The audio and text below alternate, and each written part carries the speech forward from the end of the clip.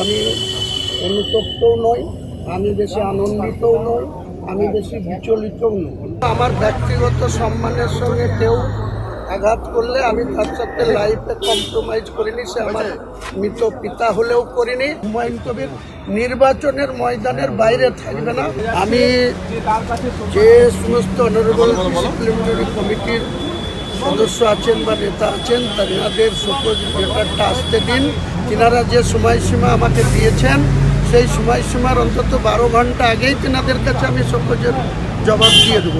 আমি নিশ্চয়ই দলের ভালো চাই, দল সুশৃঙ্খল থাকুক সেটাও চাই, নেত্রী দীর্ঘজীবী হোক সেটাও চাই, তৃণমূল দল লং টাইম পশ্চিমবাংলায় ক্ষমতায় থাক সেটাও চাই। কিন্তু আমার ব্যক্তিগত সম্মানের সঙ্গে কেউ আঘাত করলে আমি তার সাথে লাইফে কম্প্রোমাইজ করিনি। সে আমার মৃত পিতা হলেও করিনি। আর ওই কল্যাণ ব্যানার্জি বা ববি হাকিমের সাথে হুমায়ুন কবির বলছি, আপনার বিরুদ্ধে যে দল বিরোধী অভিযোগ আনা হয়েছে, আপনি কি মনে করেন যে আপনি কোনো দল বিরোধী কার্যকলাপ করেছেন? আমি মনে করার কেউ নয়। দলে ডিসিপ্লিনারি কমিটি করে দিয়েছেন সর্বোচ্চ নেতৃত্ব।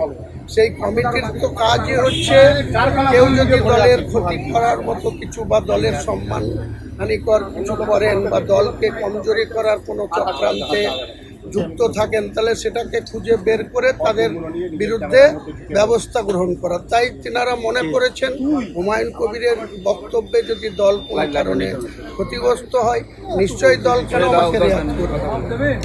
আমাকে যেটা শোকজ লেটার করছেন, যে ইস্যুতে করছেন, আমি যথাযোগ্য ডিসিপ্লিনারি কমিটিকে সম্মান জানিয়েই যথাযোগ্য সময়ের আগেই আমি তাদের জবাব দিই। হুমায়ুনদা, একটা প্রশ্ন, আপনি গতকাল সংবাদ মাধ্যমকে বলেছিলেন যে মমতা বন্দ্যোপাধ্যায়কে সামনে রেখে কেউ ক্ষমতা কুক্ষিগত করার চেষ্টা করছে, মূলত তাদেরকে আপনি টার্গেট করেছিলেন, মানে তাদের বিরুদ্ধে আপনি মুখ খুলেছিলেন। এই ব্যাপারটা নিয়ে আপনি কিছু বলবেন? এই ব্যাপারে আর আমি কোনো কথা এখন বলবো। আমি কাল যেটা বলেছি কালকের কথা তারা সবাই রেকর্ডে রেখেছেন, আবার 10 বার চালানটা আমার বলার নেই। কিন্তু আমি আজকে নতুন করে শোকজের প্রশ্নে কথা বলছেন, শোকজের আমি যথাযোগ্য সময়ে উত্তর দেব, এটুকুই আপনাদের বলছি। আমি আর নতুন করে কোনো কথা বলতে চাই না।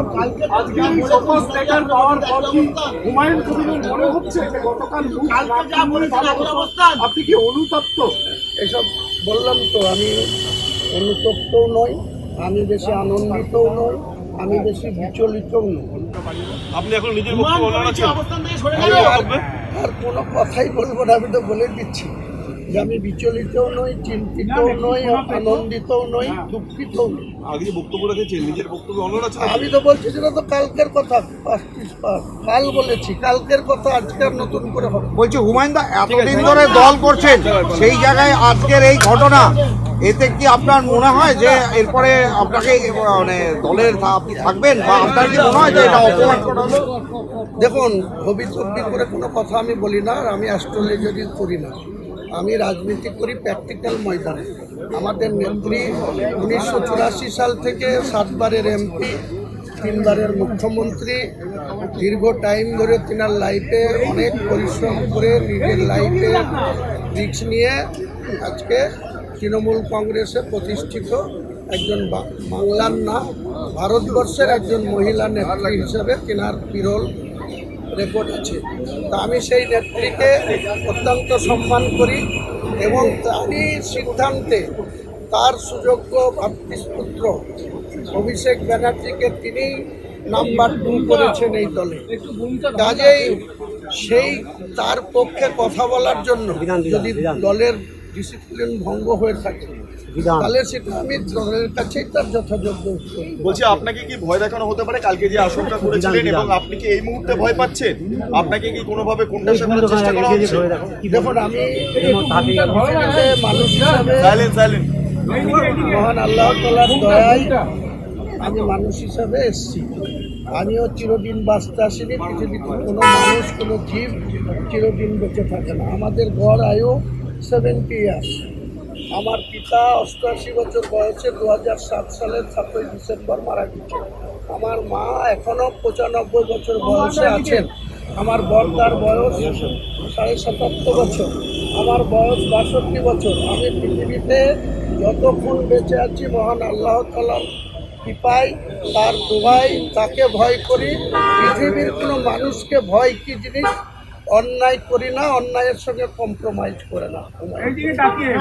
মানে দলের কি একাংশ অন্যায় করছে সেই কারণে আপনি কম্প্রোমাইজ করছেন না বলে এই অবস্থা? যথাযোগ্য সময়ে আপনারা জানতে পারবেন। আমি কোনো কিছু রাগ ঢাক রেখে চলি না।